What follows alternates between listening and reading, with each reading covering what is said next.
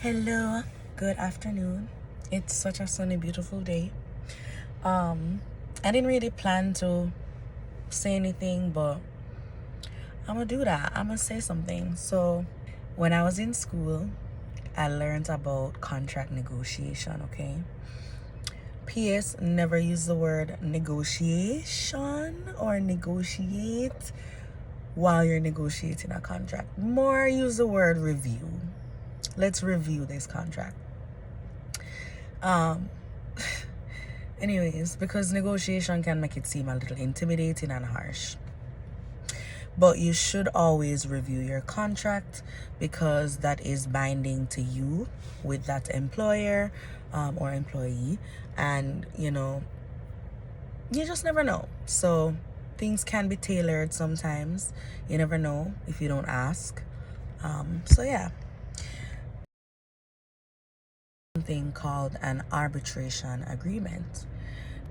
What is arbitration? So arbitration is kind of handling something in a discretionary way. Okay, kind of like to how you want to do it, like however is decided amongst the parties.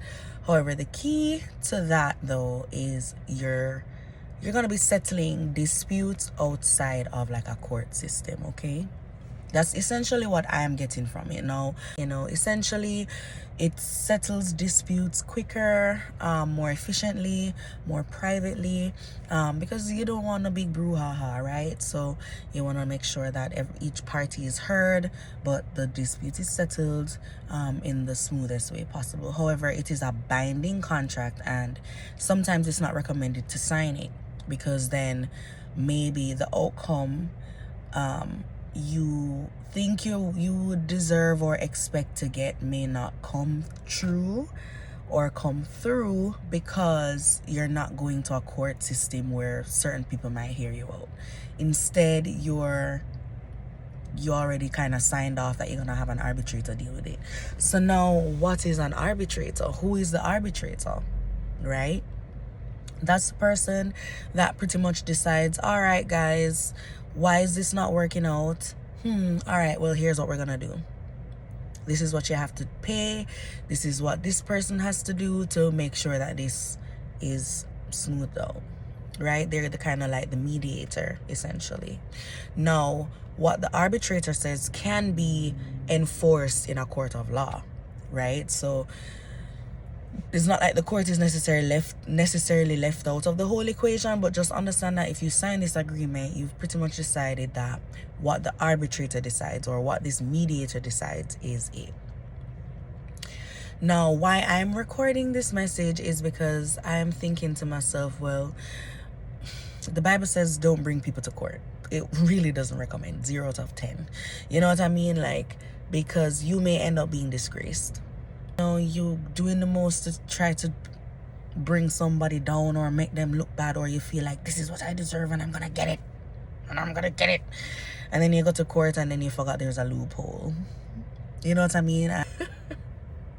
It's wild. You get what I'm saying? So the principle is kind of stuck with me. Like, I would hear people saying like, I'll sue them for this and I'll sue them for that, and it's easy for people to say that, especially when you feel like you've been wronged. But to bring somebody to court, legit, I would not recommend.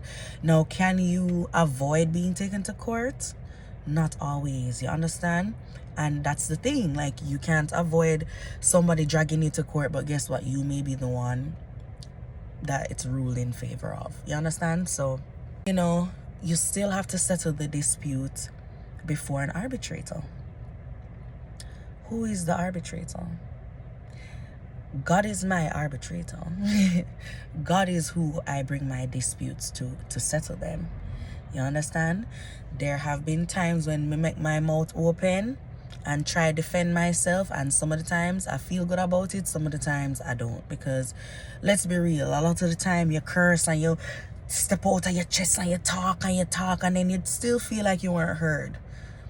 It may even be like because of your approach, your message definitely was not received. Like, the person definitely doesn't want to hear from you now because you were yelling, or you dragged them to court, you embarrassed them, or you just put a bad taste in their mouth about the whole thing. You understand? So take your disputes to God, because he saw everything. The judge didn't see it. That's why you have to gather all this evidence that people tamper with half the time. Like, the court system isn't even, like, it's not even. It's not, the scales are not even. You understand? And that is one of the things God detests. So it's like, I'm always like, it's in the Bible, but literally it's in the Bible. You dare bring your issues before the ungodly.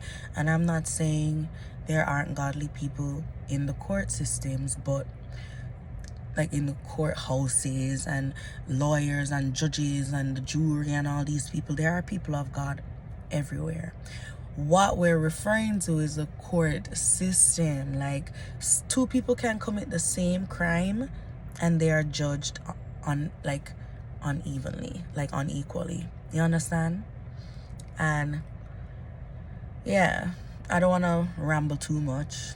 It came to me because that's kind of like that's like a big thing. It seems like, for somebody to go ahead and sign ahead of time that you're just gonna settle whatever happens, no matter what it is. Nobody's going to court. We're just gonna settle it privately. And I can see the value in that, believe me.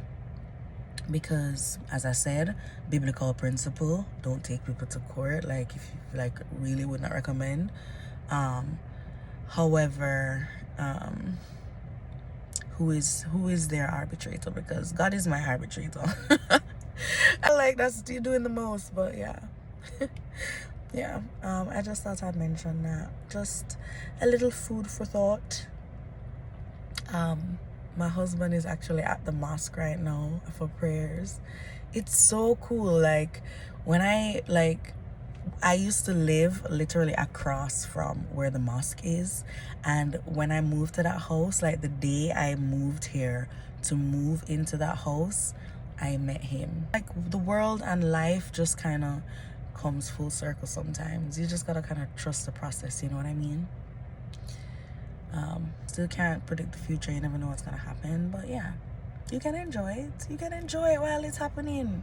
Just ask God for that discernment, so you're not over here signing the wrong things, or you're not reviewing your contracts properly, or you're not, looking over certain things before you sign off to them. You know what I mean? But not literally like with pen and paper. I'm talking also just like the relationships you get into, the paths you choose to walk in this life. With that, I'll leave. I love you. Put God first in your life, and the wonders will never cease.